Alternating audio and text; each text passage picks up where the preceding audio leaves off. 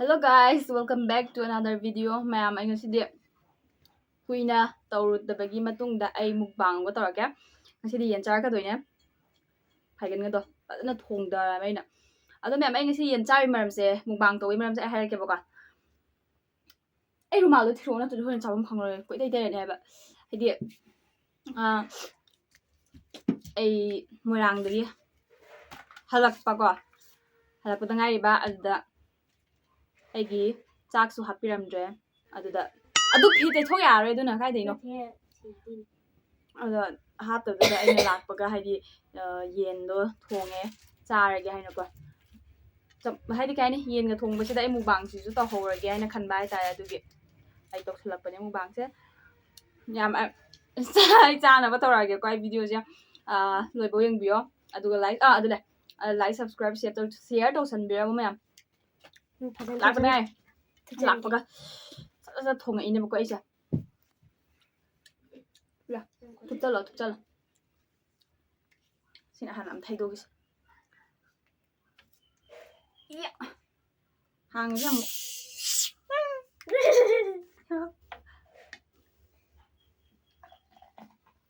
와우. 바타레. ꯌꯥꯝꯗꯦꯅꯦ ꯑꯩꯗꯤ ꯌꯥꯝꯃꯣꯏꯅ ꯈꯜꯂꯨꯕꯅꯤꯅꯦ ꯊꯟꯅ ꯍꯩꯁꯤꯔꯥ ꯆꯥꯕ ꯉꯝꯗꯣꯏꯔꯥ ꯉꯝꯃꯣꯏꯗꯣꯏꯔꯥ ꯑꯗꯨꯏꯁꯨ ꯊꯟꯅ ꯍꯩꯔꯁꯤ ꯆꯥ ꯊꯛꯄ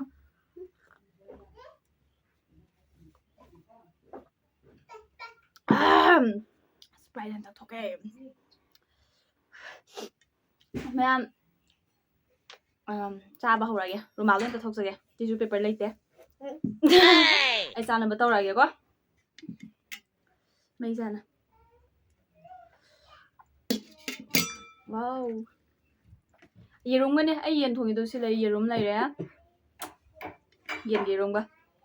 ꯄꯥꯝꯃꯦꯕꯀꯣ ꯑꯩꯅ ꯌꯦꯟꯒ ꯌꯦꯔꯨꯝꯒ ꯊꯣꯡꯕꯁꯦ ꯌꯥꯝ ꯄꯥꯝꯖꯩ ꯍꯧꯖꯤꯛꯁꯦ ꯀꯩꯅꯣ ꯈꯪꯗꯦ ꯍꯥꯏꯕ ꯑꯩ ꯉꯁꯥꯏ ꯃꯥꯏꯁꯤꯕꯨꯗꯤ ꯀꯩꯝ ꯇꯩꯗꯦ ꯑꯩ ꯇꯩꯔꯤ ꯁꯟꯁꯀ꯭ꯔꯤꯟꯒ ꯀ꯭ꯔꯤꯝꯒ ꯁꯤ ꯍꯥꯏꯗꯅ ꯑꯩꯅ ꯑꯃꯨꯛ ꯂꯧꯅꯕꯤꯔꯛꯀꯗꯣꯏꯔꯣ ꯂꯧꯅꯔꯛꯀꯗꯣ ꯅꯪ ꯊꯣꯛꯑꯕ ꯊꯣꯛꯑꯣ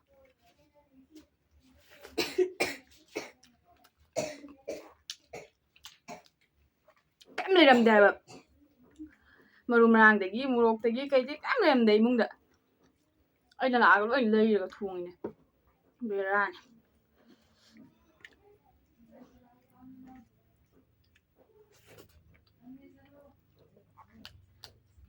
ꯆꯤꯛꯀꯦ ꯁꯤ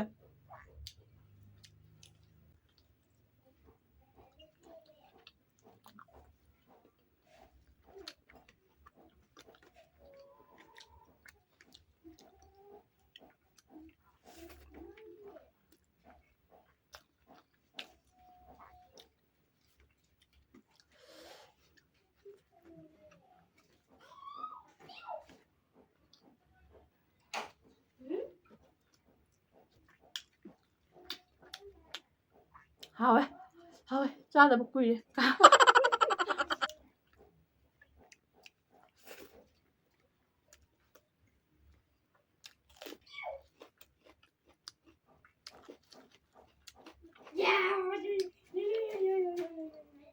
이런거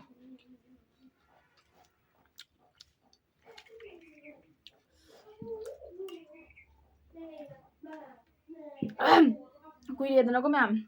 ani yen thongpa charaktrise yen thongpa te mukbang charaktrise marak tadi chabe aidana hawe sumsa ta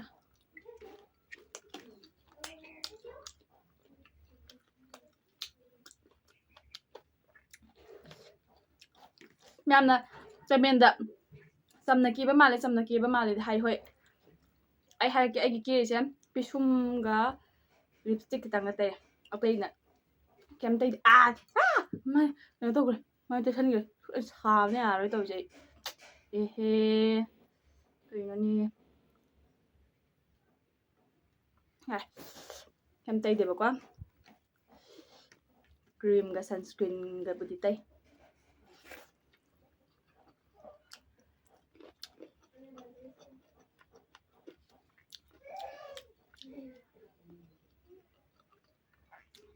ꯃꯥꯏꯗ ꯀꯩꯝꯇ ꯇꯩꯗ꯭ꯔꯁꯨꯀꯣ ꯄꯤꯁꯨꯝꯒ ꯂꯤꯞꯁꯇꯤꯛꯀ ꯈꯤꯇꯪ ꯁꯪꯉꯗꯤ ꯌꯥꯔꯦꯕ ꯑꯩꯗꯤ ꯄꯥꯎꯗꯔ ꯅꯨꯡꯗꯔ ꯑꯝꯇ ꯇꯩꯗ꯭ꯔꯁꯨ ꯃꯨꯛꯕꯥꯡꯗꯨꯕꯨ ꯀꯔꯤꯒꯤ ꯀꯦꯕꯅꯣ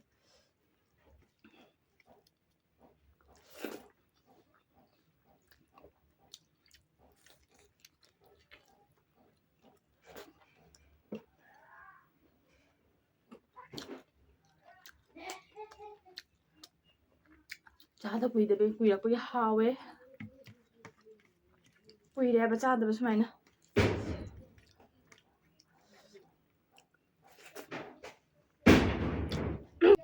ꯑꯣ ꯃꯥ ꯚꯤꯗꯤꯑꯣ ꯅꯝꯃꯤꯌꯦ ꯀꯩ ꯃꯥꯅ ꯄꯨꯡꯇꯣꯟ ꯍꯦꯛꯆꯜꯂꯤꯁꯤꯕꯣ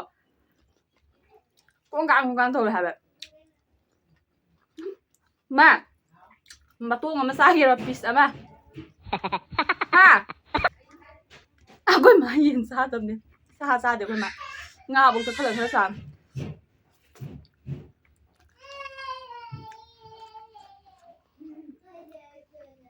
ꯑꯩꯈꯣꯏ ꯏꯃꯨꯡꯗ ꯑꯩꯈꯣꯏ ꯃꯥꯒ ꯑꯩꯒ ꯑꯩꯈꯣꯏ ꯕꯥꯒ ꯑꯩꯈꯣꯏ ꯑꯍꯨꯝ ꯂꯩꯕꯁꯤꯗꯀꯣ ꯃꯣꯏꯅꯤꯁꯨ ꯁꯥ ꯆꯥꯗꯦꯕ ꯉꯥꯕꯧꯇ ꯈꯜꯂ ꯆꯥꯏꯕ ꯑꯩ ꯈꯛꯇꯅ ꯑꯩꯁꯨ ꯌꯦꯟ ꯉꯥꯅꯨꯒꯨꯝꯕ ꯈꯗꯨ ꯈꯛꯇꯅꯤꯗꯅ ꯑꯇꯩꯗꯤ ꯑꯩꯁꯨ ꯀꯥ ꯍꯦꯟꯕꯗꯤ ꯆꯥꯗꯦ ꯁꯟ ꯑꯣꯛ ꯀꯩ ꯆꯥꯗꯦ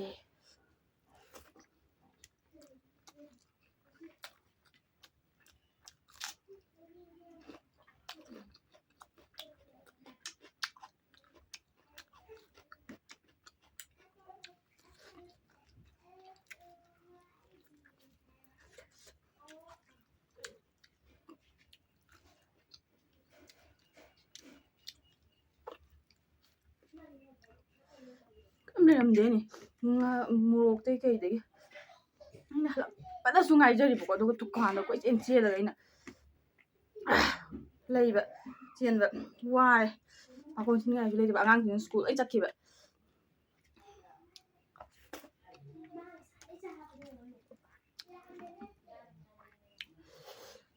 ꯑꯩꯅ ꯇꯧꯕꯁꯦ ꯃꯣꯔꯣꯛꯁꯦ ꯑꯗ ꯊꯥꯛꯆꯟꯈꯤꯕ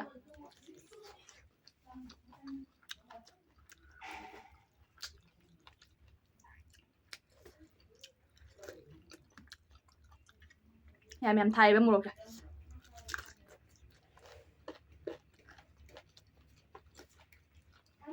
ꯈꯨꯠꯁꯦ ꯌꯥꯗꯦ ꯈꯨꯠ ꯆꯥꯎ ꯃꯣꯔꯣꯛꯇ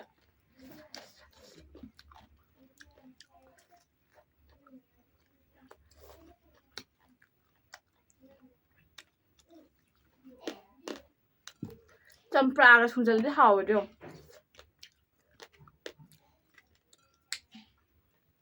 ꯆꯝꯄ꯭ꯔꯥꯁꯨ ꯂꯩꯔꯝꯗ꯭ꯔꯦ ꯄꯥꯟꯁꯨ ꯄꯥꯟꯗꯦ ꯗꯨꯀꯥꯟꯗꯩ ꯂꯩꯒꯗꯧꯗꯨꯁꯨ ꯗꯨꯀꯥꯟꯗꯁꯨ ꯊꯣꯡ ꯂꯣꯜ ꯂꯩꯔꯝꯃꯦ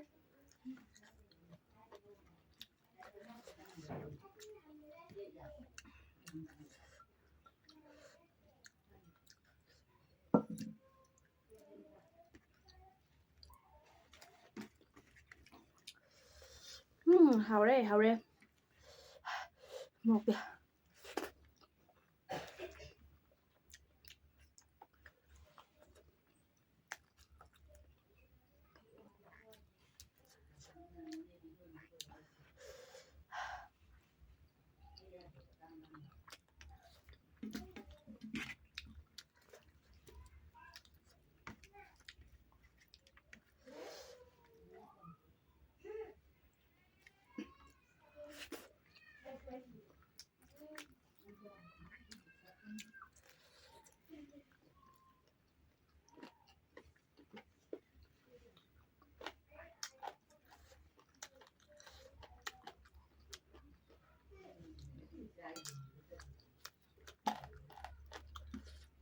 ꯑꯂꯨ ꯏꯁꯤꯡ ꯆꯪꯕ ꯌꯥꯎ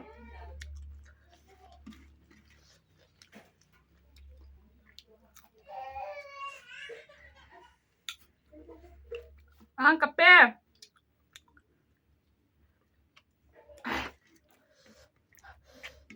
ꯃꯣꯏ ꯍꯤꯟꯖꯥꯡ ꯊꯝꯍꯧꯕꯅꯦ ꯑꯩꯅ ꯎꯌꯥꯟꯗ ꯆꯥꯕ ꯉꯝꯗꯣꯏꯔꯥ ꯈꯪꯗꯦ ꯑꯩꯅ ꯃꯣꯔꯣꯛ ꯌꯥꯝ ꯁꯥꯏꯌꯦꯕ ꯑꯩꯅ ꯊꯣꯡꯉꯤꯁꯦ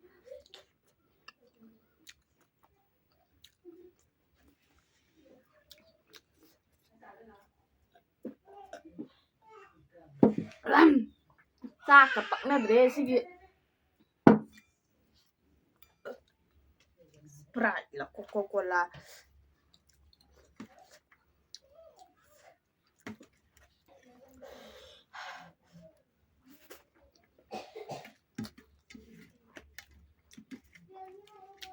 ꯍꯥꯎꯋꯦ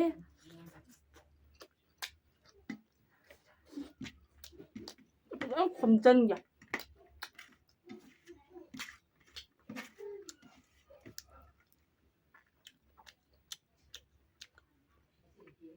ꯐꯨꯜꯂꯦ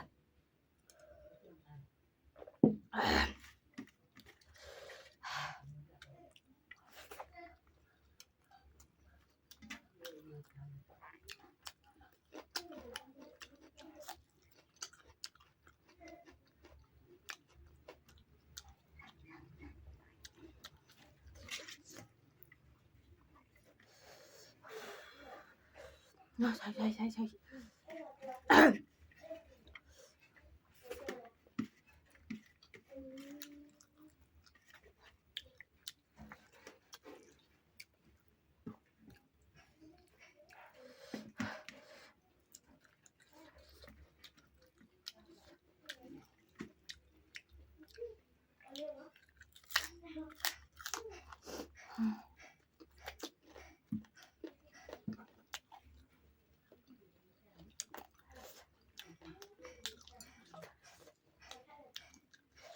เบ็ดแม่이싱 어이나 그래 삐울라 싱 아시드 까이디게 둠매 싹싹 합시다 아랑싱 스쿨 할래 사이 할락다 뭐가 알육다디 멍타해 하우 cầu đi xong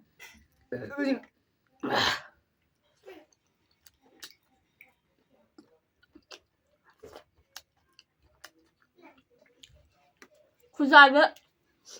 okay.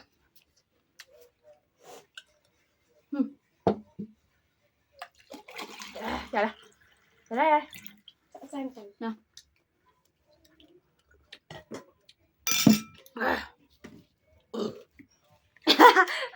có cái lòng thành kìa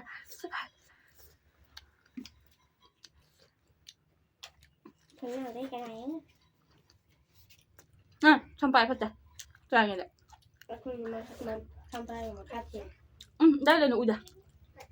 kem nào rồi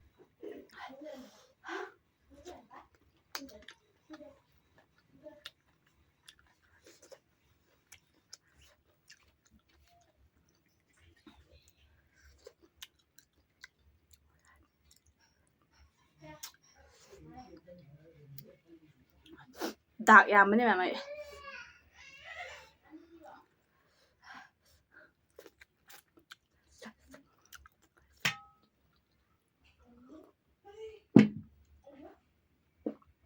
고진 상해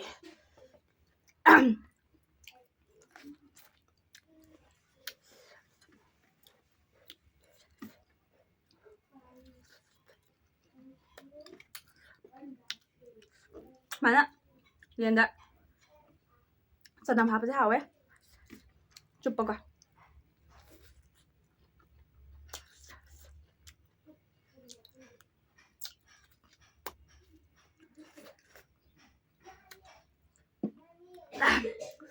비디오 다갔다보다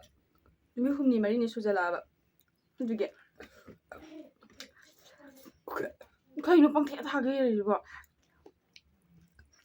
그게 남만 살아본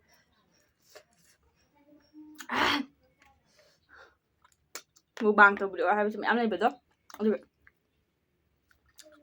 cứ mẹ chơi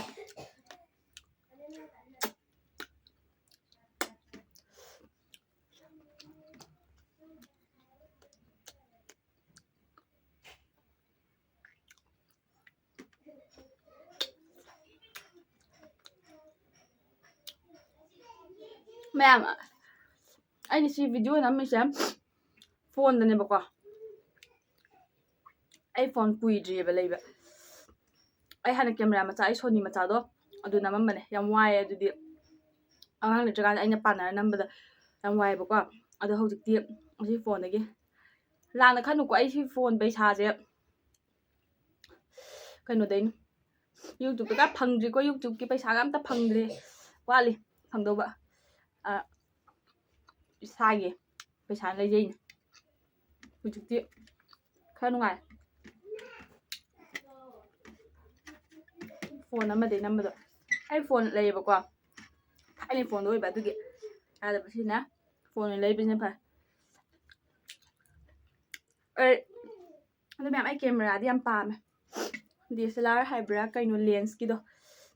ꯀꯦꯅꯟꯒꯨꯝꯕ ꯈꯔ ꯕ꯭ꯂꯣꯒꯤꯡꯒꯤꯀꯣ ꯌꯥꯝ ꯄꯥꯝꯖꯩ ꯂꯨꯄꯥ ꯂꯤꯁꯤꯡ 50 60 70 ꯄꯤꯕꯗꯣ ꯑꯗꯥꯏꯃꯨꯛꯀ ꯌꯥꯝ ꯄꯥꯝꯃꯦꯕꯀꯣ ꯑꯩ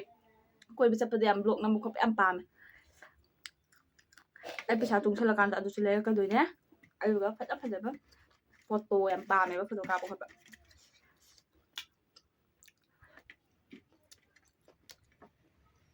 ꯌꯨꯇꯨꯕꯇꯗꯤ ꯄꯩꯁꯥ ꯅꯠꯇꯦꯀꯣ ꯏꯁꯥ ꯄꯩꯁꯥ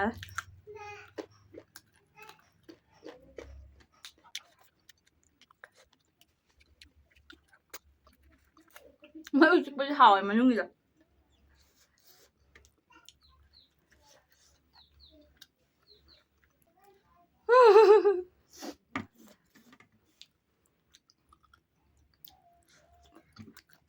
ꯂꯩꯖꯔꯁꯨꯅ ꯁꯤꯗꯤ ꯍꯣꯏ ꯁꯦꯜꯐꯤ ꯍꯨꯏꯗꯣ ꯅꯉꯣꯟꯗ ꯄꯤꯖꯅꯕ